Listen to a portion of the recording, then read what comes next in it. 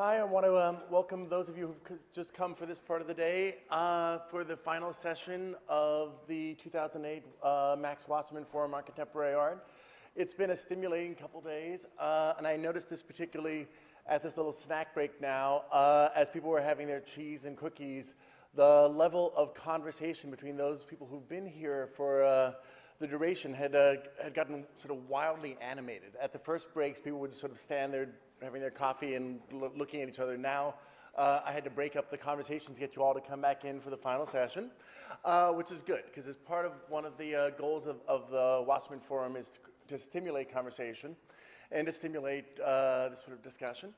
I'm going to go over our thank yous again, just because for a lot of people that weren't here for the earlier today, because we do have a great. Well, first I have to thank Ms. Jean Wasserman, who founded this forum and whose generosity continues to allow us to do this type of public discussion and around provocative themes and get these discussions going. And she founded this in memory of her husband, Max Wasserman, who was an MIT alum from class of 35, and we remain really indebted to both Jean and Max Wasserman and the Wasserman family and their son Peter, who's here tonight, for being able to make something as magical as this forum happen. And we also have a great committee that we work with. When we started working on the theme of Eastern Europe, we had no idea of what we were wading into. And it was the committee that really helped us shape this into the discussion it was. And I want to thank Uda Meta-Bauer, Jerry Friedman, Larissa Harris, John Hendricks, Marjorie Jacobson, Andrew Miller-Keller, Marion Merrill, and Jean Stanton for being an incredible committee and getting all the different forums and discussions of what this, of the different shapes this took over the last year and a quarter of planning.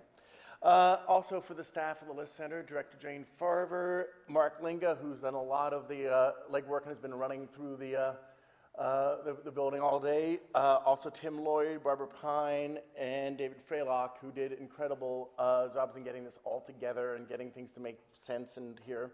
So we had a couple of assistants that work especially in the project, Erica Greenwald and then Erin Yunes, and they've done tremendous duty in thinking about the logistics of getting people from this many different places. And we also have a number of interns, volunteers, artists that have helped us. Cree Bruins, Willa Hyder, Charlotte Kaplan, Kelly Thompson, Helen Indorf, Justina Daniluk, Alexandra Palmisano. We were all incredibly helpful. Our designer, Glenn Suko. Also, two advisors from among our colleagues, Hamza Walker and Roger Conover, both gave us their time and advice on how to deal with our themes. And also Mark Lowenthal from MIT Press, as well as John Jenkins from the Press Bookstore. They all helped make what this event has turned into, which was an incredible discussion. It's my pleasure to introduce Boris Groys as the keynote lecturer for this.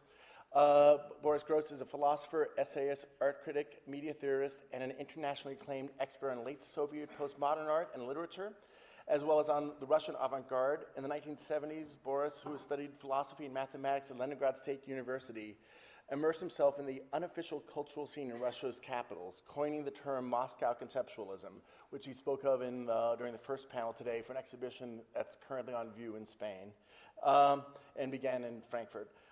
In 1981, he emigrated to West Germany, where he earned his PhD in philosophy at the University of Munster. In the United States, he's the best known as the author of The Total Art of Stalin, and his philosophical writings include A Philosopher's Diary on the New Study of Cultural Economics and the Invention of Russia. His most recent books were Under Suspicion, Phenomenology of the Media, and Ilya Kabakov, the man who flew into space from his apartment. Dr. Groys also edited collections of articles in Russian and German and has written more than 100 articles since 1994, in addition to serving as curator and organizer of numerous international art exhibitions and conferences. Groys has been a professor of aesthetics, art history, and media theory at the Center for Art and Media Technology in Karlsruhe. His most recent book, also at MIT Press, is Art Power. And I've been noticing that this is clearly getting assigned, and actually I know from my friends who teach studio majors, that they're assigning essays from this book because parts of his language has, when I go visit grad students, parts of his language has been coming out from the mouths of grad students, and I've been hearing it. And which is a great sign that this book will be having an influence from now in the future. And now, Boris Groys.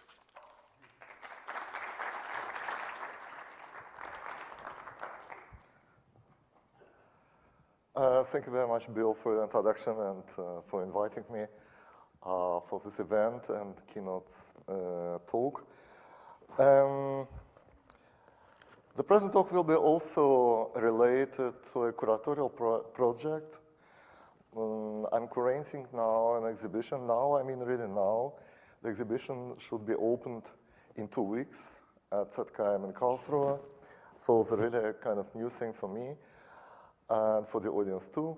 That exhibition has also the title Medium Religion, with like 70 participating artists and about 100 works, so pretty big exhibition. Presenting in the first place art from Muslim countries, especially Arab countries and Iran, and also from Israel, USA, India, Russia, many other places.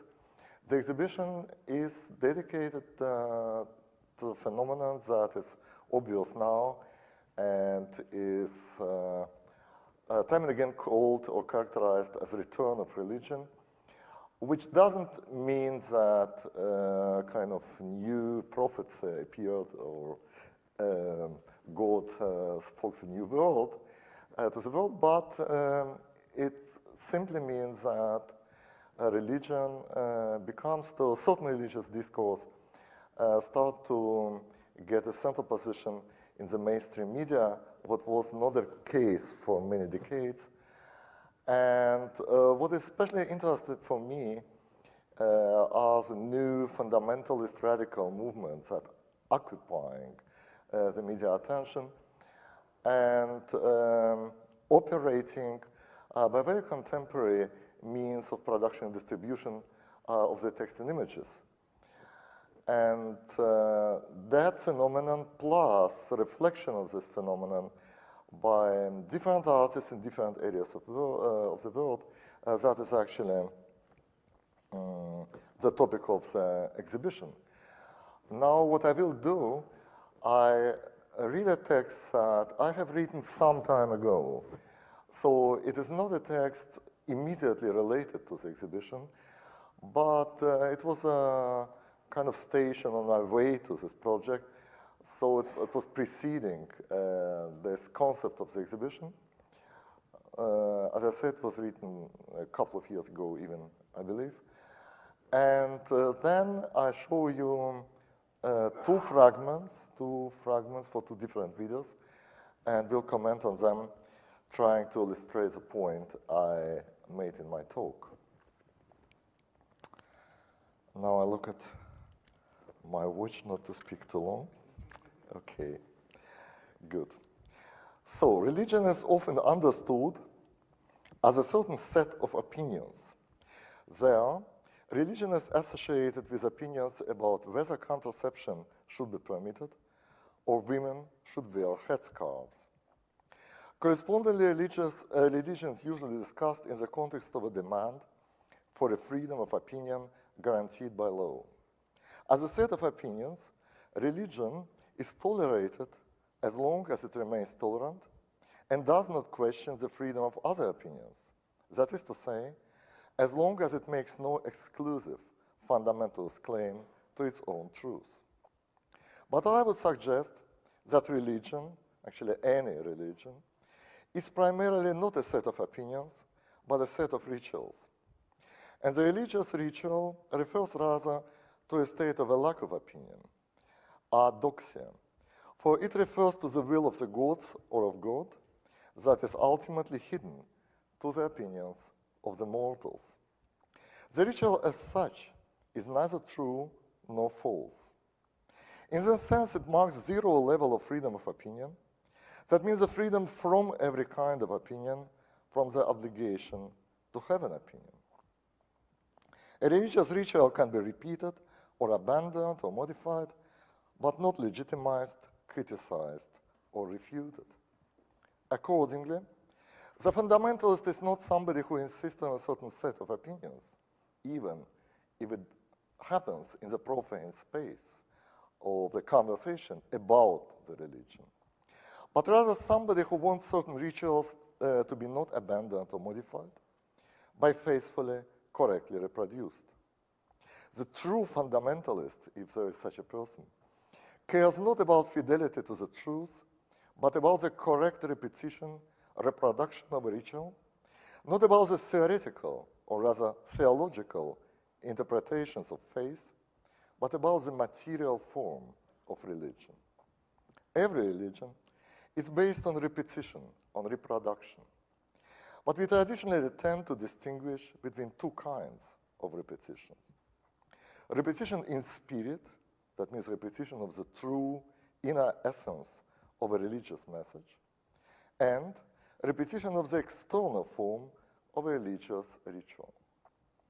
The opposition between these two types of repetition, between living spirit and dead letter, informs the whole Western discourse on religion. The first kind of repetition is almost always regarded as true repetition, as authentic inner continuation of a certain religious tradition, the continuation that at the same time presupposes a possibility of a rupture with a merely external, conventional, historically accidental form of this tradition, or even requires such a rupture. A religious tradition that is capable to transform itself and to adapt to the changing circumstances without losing its inner, essential spiritual identity is usually praised as a living, powerful tradition that maintains its vitality and historical relevance. On the contrary, the superficial fidelity to the mere letter, to the empty ritual, empty form, is as a rule regarded as a symptom of lack of vitality, even lack of spirituality, and as a betrayal of the inner religious truth through purely mechanical reproduction of its external, dead, empty form. Now the fundamentalism is precisely this, the insistence on the letter against the spirit. That is why the religious fundamentalism has always a revolutionary dimension. It breaks with the politics of spirit, that means with the politics of reform, flexibility, adaptation to the zeitgeist, and substituted this politics of spirit by the violent politics of letter. Now, if you look at the religious movements that are especially active in our days, we immediately see that they are mostly fundamentalist movements, and it is, of course, not accidental. The contemporary religious fundamentalism can be seen as the most radical product of European Enlightenment and the materialist view of the world. The religious fundamentalism is a religion after the death of spirit and loss of spirituality. As we know, the Enlightenment killed God and killed the spirit. But if the spirit dies, it is the letter that remains. The religious fundamentalism is the only possible form of religion after Enlightenment, because now the religion has only ritual and letter at its disposal. And so the religious repetition can only be a repetition of the letter and ritual. In this sense, the fundamentalist religion movements are also religions after the deconstruction, if you want, after Derrida. So why Derrida has become so popular today as a religious thinker in the first way. If meaning, sense, and intention cannot be stabilized, the only possibility of authentic repetition is a literal repetition, beyond any meaning, sense, and intention.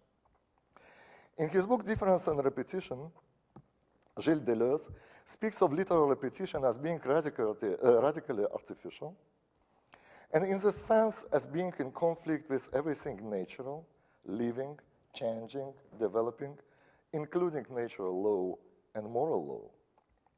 To practice literal repetition can be seen, therefore, as initiating a rupture in the continuity of life. Walter Benjamin also speaks in his remarks on the philosophy of history about the revolution as a break with the continuity of historical evolution by the means of violent and literal repetition of the past. Actually, he also speaks about capitalism as a new religion beyond theology and spirituality, and he sees core of the capitalist religion in the fact that capitalism is relying on debts, something that reminds us, of course, if you read now, of current financial problems. But the literal repetition is not only a revolution, not only an act of violence against the flow of historical change. The literal repetition, and that's an important point, can be seen also as a way to personal self-sacralization and immortality. Immortality of the subject that is ready to submit itself to such a repetition. Not accidentally, the working class that performs the repetitive, alienated, one can say ritual work, in the context of the modern industrial civilization, was in a certain sense sacralized by socialist movements in the 19th and 20th centuries.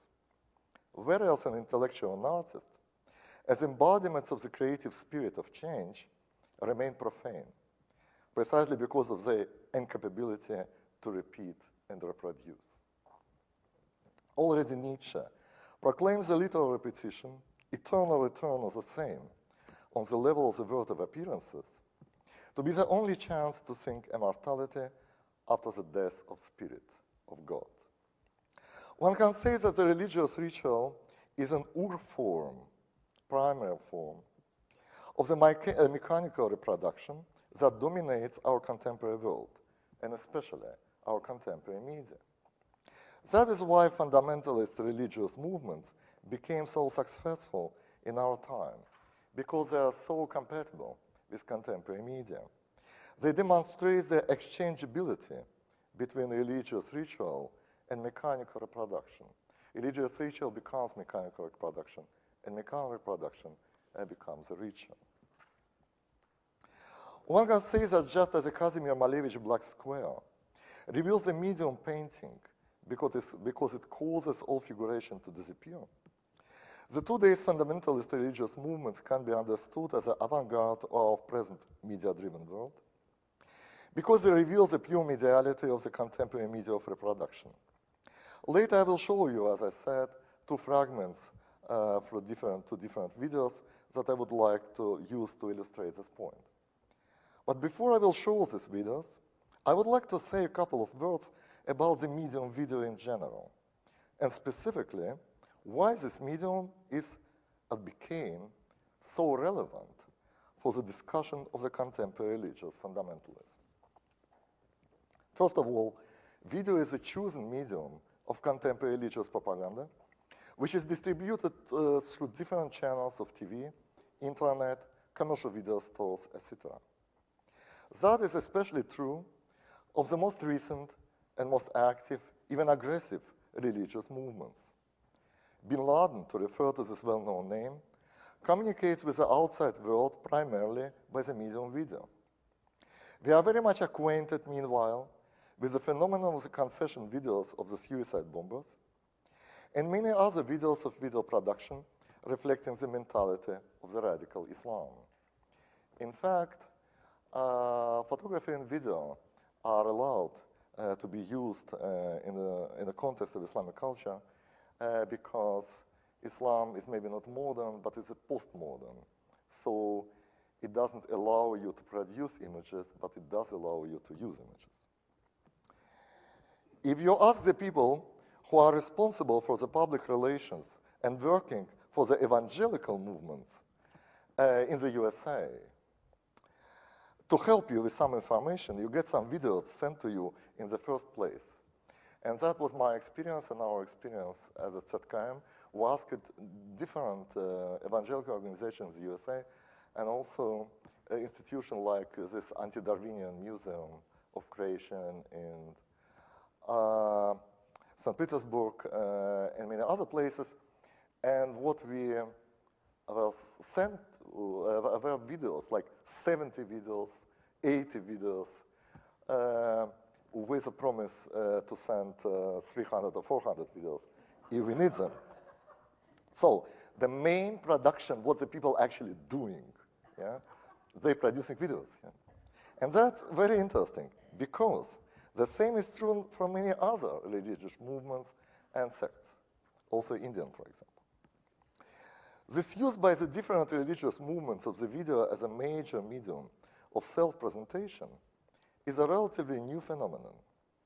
The standard traditional media were rather a script, a book, maybe a painted image, or a sculpture. Now I would like to suggest that the use of the video as a leading medium by the contemporary religious movements is not something external to the message of these movements. And it is also not external to the understanding of the religious as such that is underlying this use. It doesn't mean that, as McLuhan would say, the medium is here the message. Rather, I would like to suggest that the message became here the medium, a certain religious message became the digital code. The digital images have this ability to originate, multiply, and distribute themselves through the open fields of the contemporary means of communication, like coming out of nowhere, like being divine, of divine origin to a certain degree. At the same time, the digitalization guarantees a literal reproduction of an image more effectively than every other known technique. But of course, it is not so much the digital image itself than the image file of the digital data that remains identical through the process of its reproduction and distribution. And the image file is not an image. The image file is invisible. The digital image is an effect of the visualization of the invisible image file or digital code. Only the heroes of the movie Matrix could see the image files as a digital code as such. I think they needed a red pill for that. By the average spectator that has not this magic pill, that would allow him or her, like the heroes of Matrix, to enter the space of invisibility behind the digital image, to be confronted directly with the digital data itself. And such a spectator has not the techniques that would allow him to transfer the data directly into the brain and to experience it in a mode of pure, no visualizable suffering, like in another movie, Johnny Mnemonic. The digital data should be visualized, should become an image to be seen. The act of the visualization of the invisible digital data is thus analogous to the appearances of the invisible inside the topography of the visible world, biblically speaking, signs and wonders. In his famous essay, The Work of Art in the Age of Mechanical Reproduction, Walter Benjamin asserts that the artwork, and also a ritual object or ritual as such, loses its aura when it is transported from its original place to another space or when it is copied. So it seems that the loss of aura is especially significant in the case of the visualization of the image file. If a traditional analog original is moved from one place to another, it remains a part of the same space, of the same topography, of the same visible world. On the contrary, the digital original, the digital data, is moved by its visualization from the space of invisibility, from the status of non-image, to the space of visibility, to the status of an image. Accordingly, we have here apparently to do with a truly massive loss of aura, because nothing has more aura than the invisible. Now, at the same time, precisely the appearance of the invisible God in the visible world produced all the sacred rituals. But Benjamin ignores this ambivalence. He thinks traditionally enough.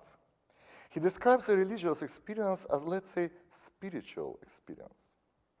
In this respect, it's very characteristic how he evokes an experience of being enchanted by an Italian landscape as an example of authentic experience that gets lost through reproduction. Actually, it is much more experience of successful vacation than a truly religious experience for my taste, yeah, but I don't know. Because it is experience of happiness, fullness of life, and intensity of life. But one can argue that the true religious experience is an ascetic experience. It's actually experience of death rather than experience of life. The experience of death in the middle of life.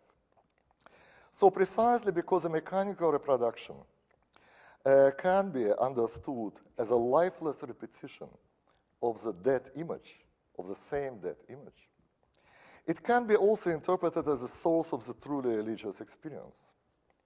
One can say that it's precisely the loss of aura that the most radical religious experience under the conditions of modernity, because in this way a human being discovers a mechanical, machine-like, repetitive, reproductive, one can say dead aspect of his or her own existence. And now I would like to illustrate this point with a couple of videos, and I really hope that it works, yeah. Because with reproduction is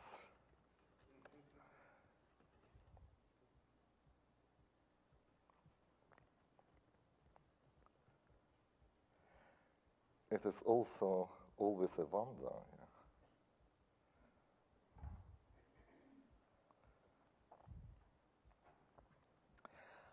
Okay, the first video that hopefully will appear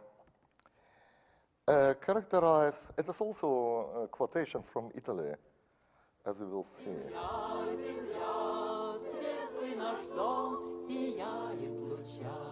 Еще раз дружней, любовь, любовь, нежным крылом сердца детей.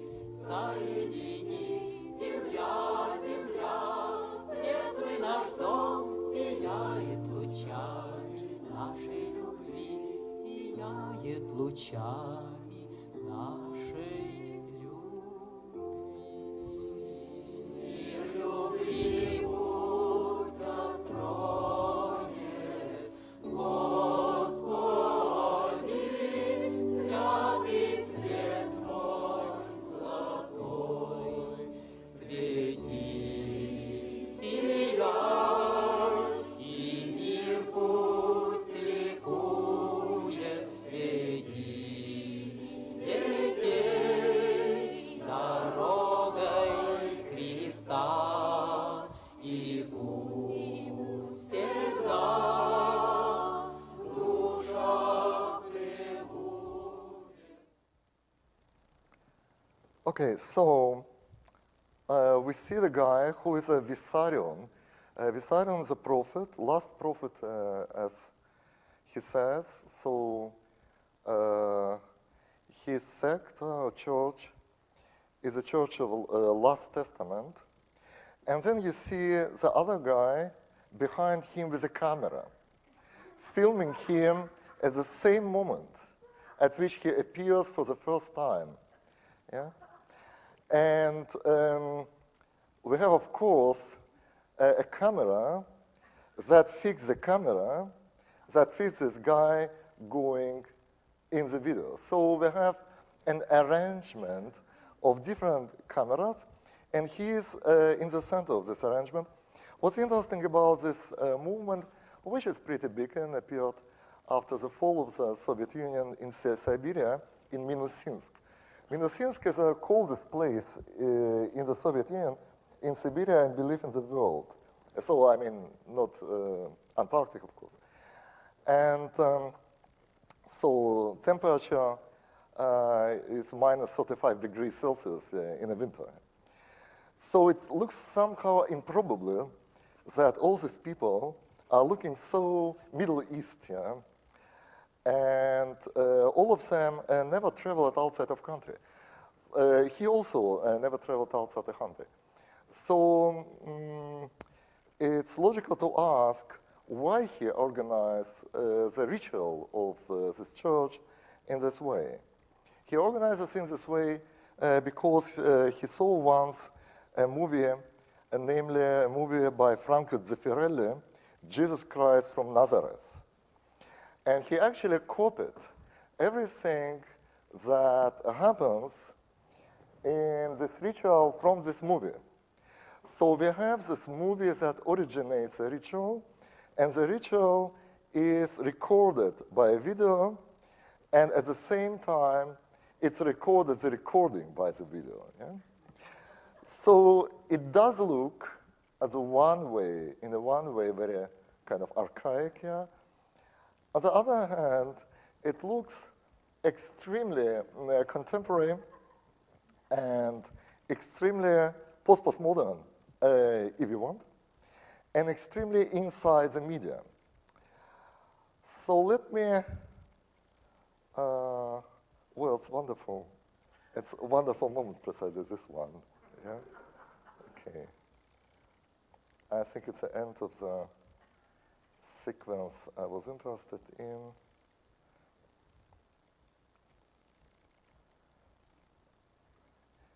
Yeah, he's really kind of, he doesn't believe in his own success yet somehow, or tries to simulate this kind of disbelief. Yeah, what I want to make is to stop the thing for a moment. Okay, I did it. So what we have here is a series of copies and rituals, a kind of repetition in media of video and film, and at the same time in the media of real life. Yeah?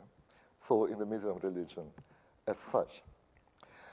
Now, as I saw this fragment of this documentation, the Vissarion sect, and this documentation is pretty long. I saw like 13 hours of material, so I have chosen this one fragment. I was reminded also of one remark of Nietzsche from his book, very famous book, Antichrist. He says in this book that all the evangelists were complete idiots and wrote very bad texts, so Evangelium is very badly written.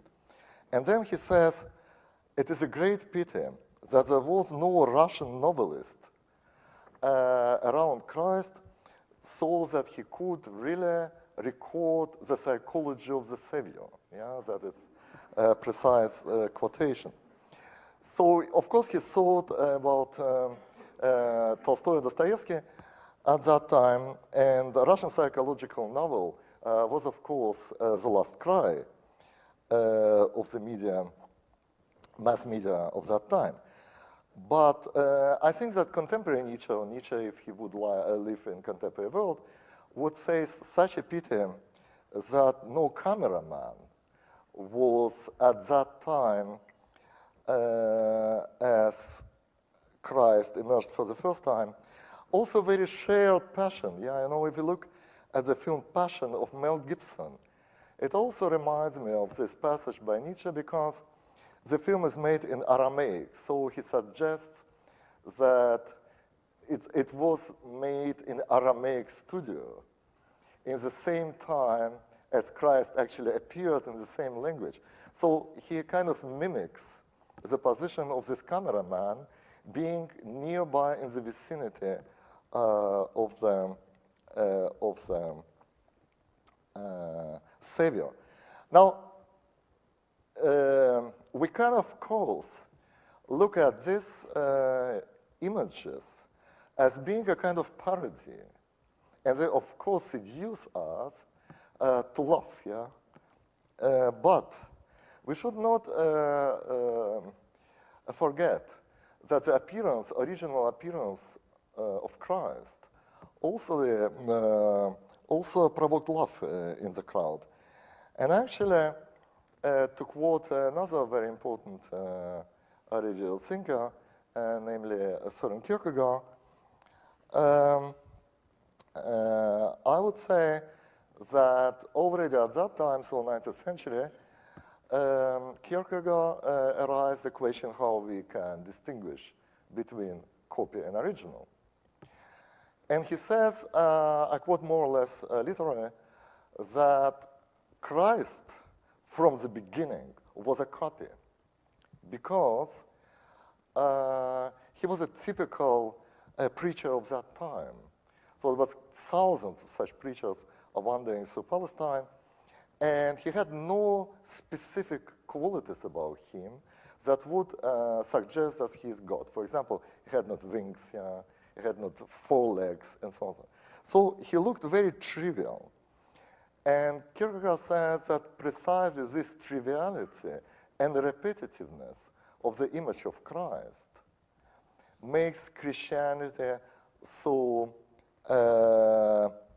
ultimate or absolute religion, as he says, because Christian faith has no legitimation and no justification in any visible truth, so in any empirical evidence. So our ability to take a copy and to say it's original, or to speak about original as a copy, is actually nothing else as a question of faith. So the faith operates precisely on this level in our civilization. There is no absolute visual evidence or empirical evidence that would suggest that 2 objects are identical. So if we say they are identical or they are copies, then it's our decision to do so. And also to say they are different and one is original and one is not, or there are 2 originals maybe, it's actually the question of faith. This sect, as I said, is a post-communist one. I would like to show you another video that also coming from kind of area of post-communist mentality, even if from a completely different area of the world, namely from Lebanon, made by a Lebanese artist, Rabbi Mroué.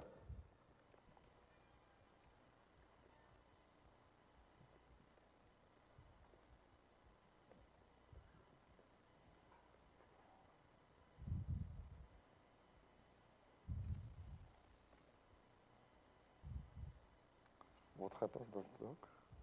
Doesn't move? It should be actually.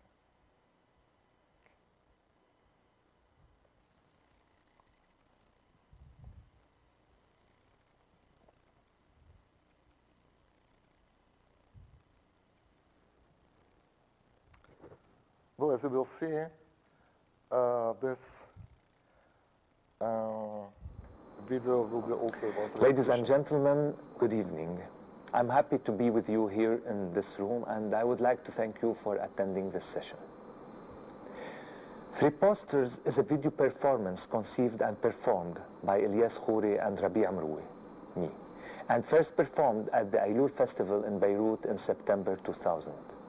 Subsequently, it has been performed in several festivals in Europe.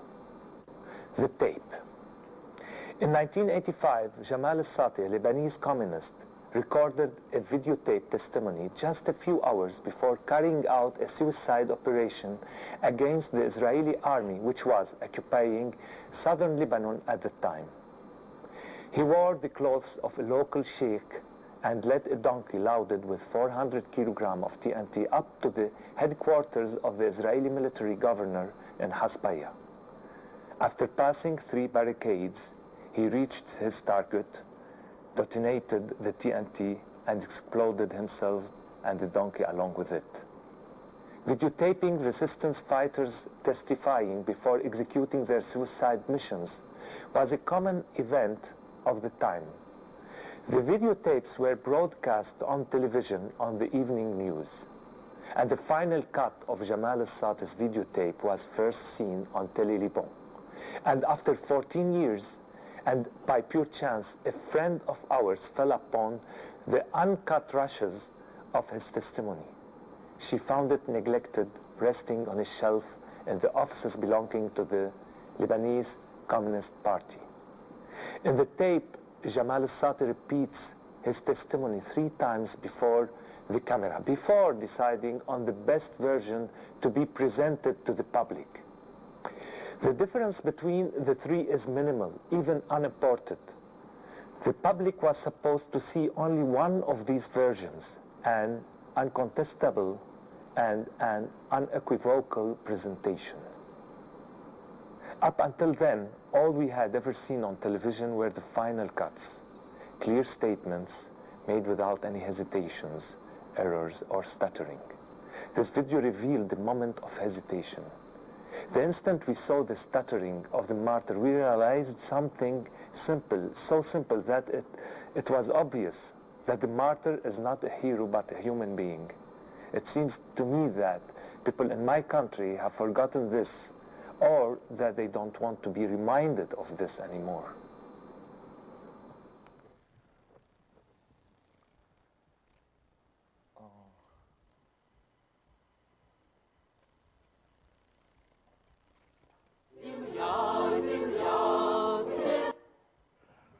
Okay. Well, of course, it's not uninteresting to look at the first Lebanese suicide bombers and see a portrait of Lenin on the wall. So we are reminded that the origins of a certain kind of radical practices are maybe not in Islamic faith, but some other ideological sources. What's interesting for me here, it's not so much this point about hesitation that Rabbi Mruhe makes, but actually a completely different point. And to make this point, I would refer to a very different story, but also a very cruel story, but even if in a very different way.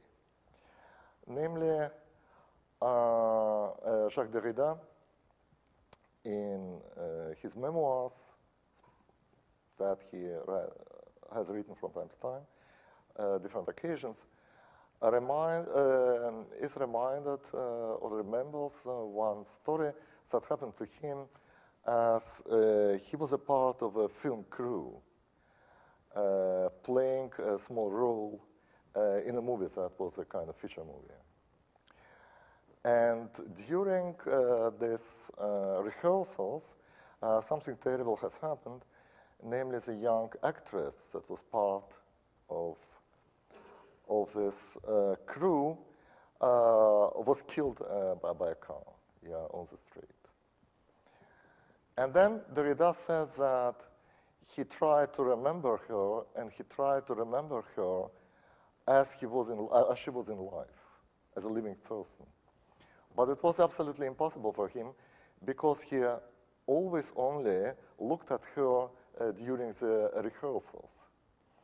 And so as he saw the movie, he actually saw her again in her totality, at least in a sense of his own memory related to her. So in a certain way, precisely because he could not remember her as being alive, being a living person, dissociated from the role that they fulfilled in this movie, she remained immortal for him. So for him, she never died. And it seems to me that this repetition of a certain gesture or a certain confession that we are confronted here, so 3 times repetition of absolutely the same pose, it's nothing else as a kind of prefiguration of what happens after the assumed death of a person that does it. Yeah?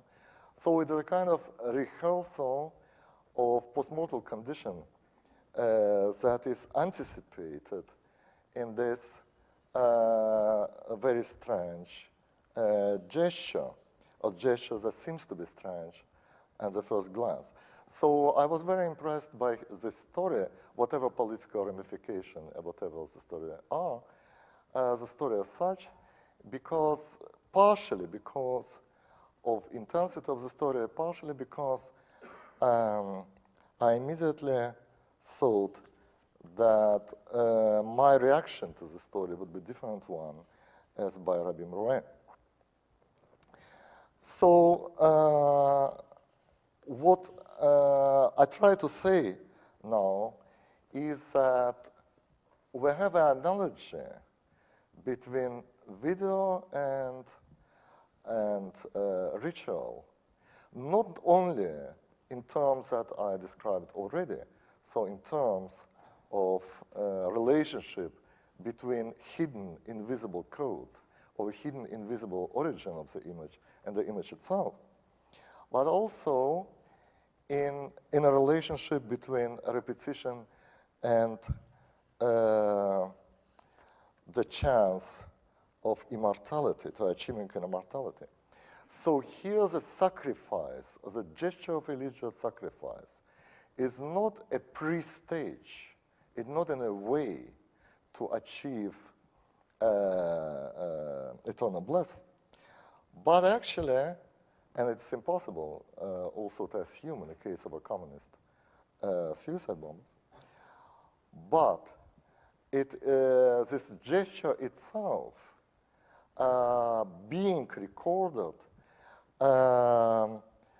produce something like immanent immortalization of this gesture. So we have a very strange but a very powerful unity between certain metaphysical concept, Nietzschean concept in fact, of the return of the same, certain tradition of the ritual understood as a practice beyond any spirituality, as a pure action, actus purus, beyond any subjective intention, and at the same time some technical possibilities that the video gives us, namely the possibility to run in loop. Yeah? So it seems to me that the video running in loop is only one image of immortality that really can persuade us. And precisely because of this, video became so seductive for everybody who wants to be immortal. And maybe not everybody wants, but who wants to be immortal. Okay, that's it. And the end of my presentation.